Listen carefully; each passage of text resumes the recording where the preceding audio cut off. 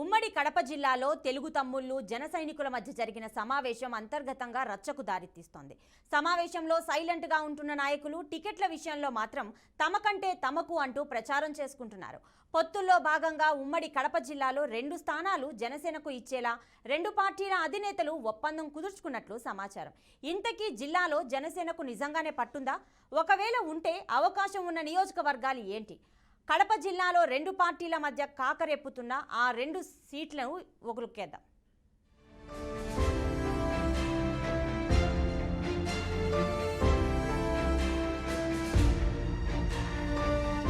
2019 ఎన్నికల్లో ఉమ్మడి కడప జిల్లాలో 10కి 10 సీట్లు వైసీపీ క్లీన్ స్వీప్ చేసింది. అప్పట్లో సీట్ల పరంగా ఆ పార్టీ అన్ని స్థానాలు గెలిచినప్పటికీ ప్రస్తుత పరిస్థితి మాత్రం అందుకు పూర్తి భిన్నంగా మారింది. అటు ప్రభుత్వంపై ఇటు ఎమ్మెల్యేల పనితీరుపై ప్రజల్లో వ్యతిరేకత నెలకొనడంతో ఆ పార్టీ గ్రాఫ్ బాగా పడిపోయింది.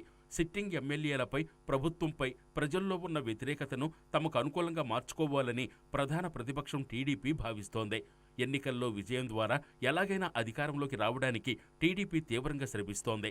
దీనికి తోడు మాజీ ముఖ్యమంత్రి టీడీపీ అధినేత చంద్రబాబు నాయుడు అరెస్టుతో ప్రతిపక్ష ఓటును చీల్చనన్న మాటకు కట్టుబడిన జనసేన అధినేత హామీతో లైన్ మరింత క్లియర్ అయింది. పొత్తులో భాగంగా 2 పార్టీలు ఉమ్మడి కార్యాచరణకు రంగం సిద్ధం చేసేలా రాష్ట్రమంతా సమావేశాలతో కేడర్లో జోష్ నింపుతున్నారు. అయితే రాయలసీమలో జనసేనకు చెప్పుకోదగ్గ నాయకులు లేరు. కానీ టీడీపీకి ఉన్న కేడర్ జనసేన అధినేతకున్న చరిష్మా వాడుకుని మంచి ఫలితాలు సాధించేలా ప్లాన్ చేశారు జనసేన నేతలు.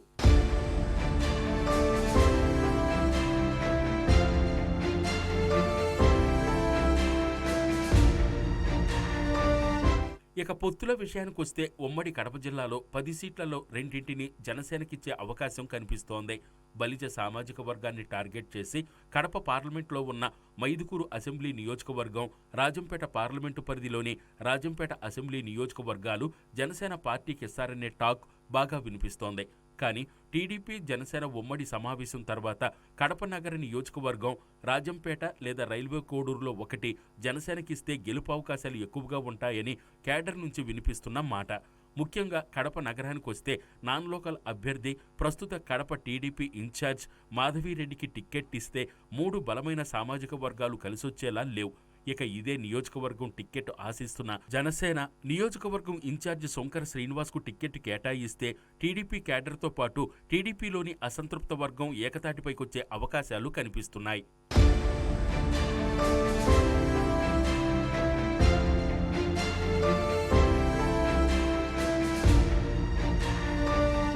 మరో నియోజకవర్గం రాజంపేట పార్లమెంటు విషయానికి వస్తే రాజంపేట నియోజకవర్గంతో పాటు రైల్వే కోడూరు, రాయచోటిలో పరిచయం అక్కర్లేని వ్యక్తి చమర్తి జగన్మోహన్ రాజు.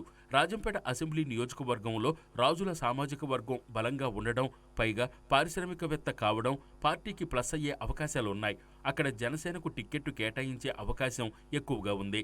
జిల్లా స్థాయి అధికారిగా పనిచేస్తున్న శ్రీనివాసరాజు ఈ మధ్యనే వీఆర్ఎస్ తీసుకుని జనసేనలో చేరారు. శ్రీనివాసరాజు రాకతో చమర్తికి చెక్ పెట్టినట్టే అని రాజకీయ విశ్లేషకులు భావిస్తున్నారు. చమర్తిని ఈ మధ్యనే టీడీపీ అధిష్టానం రాజంపేట పార్లమెంటు నియోజకవర్గం అధ్యక్షుడిగా నియమించింది. పార్లమెంటు నియోజకవర్గ అధ్యక్షుడిగా నియమించారంటే చమర్తికి రాజంపేట అసెంబ్లీ నియోజకవర్గంలో చెక్ పెట్టేందుకేనా అనే ప్రశ్నలు తలెత్తుతున్నాయి. అయితే ఈ నియోజకవర్గంలో సర్వేలు చమర్తి జగన్మోహన్ రాజు వైపే ఉండడంతో జనసేనకు రాజంపేట కాకుండా రైల్వే కోడూరు కేటాయిస్తే పార్టీ అక్కడ కొంతమేర సక్సెస్ అవుతుందనే చర్చ జరుగుతోంది. రైల్వే కోడూరులో గతంలో టీడీపీ తరపున పోటీ చేసి ఓడిపోయిన పంతగాని నరసింహప్రసాద్ నిత్యం ప్రజల్లో ఉంటున్నారు. తనదైన శైలిలో ప్రభుత్వం చేస్తున్న అవినీతి అక్రమాలపై పోరాడుతున్నారు. అయితే సొంత పార్టీలో కుంపట్ల కారణంగా పంతగానిని పక్కన పెట్టాలని అధిష్టానం చూస్తున్నట్లు సమాచారం.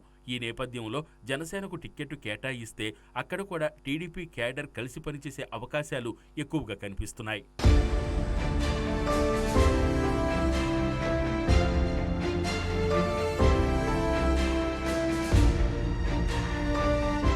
ఉమ్మడి కడప జిల్లాలో 10 స్థానాలకు గాను జనసేనకు 2 సీట్లు కేటాయిస్తే కడప సిటీ, రైల్వే కోడూరు సెగ్మెంట్లో పోటీ చేయిస్తే గెలుపు అవకాశాలు మెండుగా ఉంటాయని పార్టీ శ్రేణులు భావిస్తున్నాయి.